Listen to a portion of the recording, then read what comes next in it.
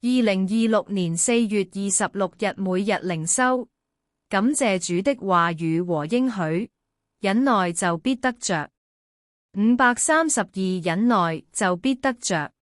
每日靈修小品經文：你們必須忍耐，使你們行完了神的旨意，就可以得着所應許的。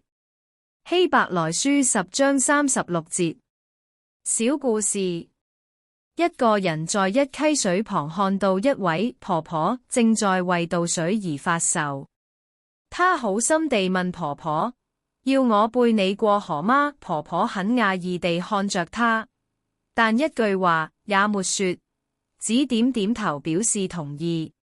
那人用盡氣力背着婆婆渡過了溪水，結果過溪之後，婆婆居然連一個謝字也沒說，就匆匆走了。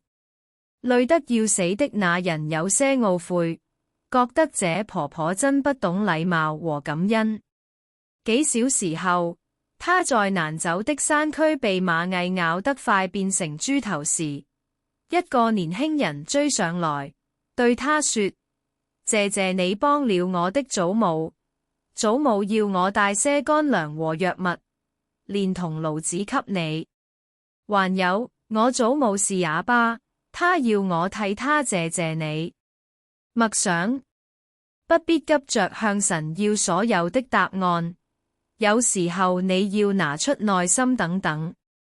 神常常會藉着環境成全你，但不會馬上把一切都告訴你。忍耐到底的必然得救。禱告：信實可靠的天父，天地要廢去，你的話卻不能廢去。感謝你對我們的應許也從不落空。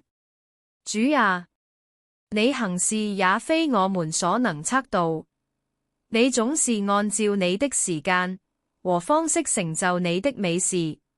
我們凡事也需要有忍耐，等待你的旨意成就，也得着你所應許的。我們將一切尊貴榮耀歸給你。禱告是奉主耶穌基督的名，阿門。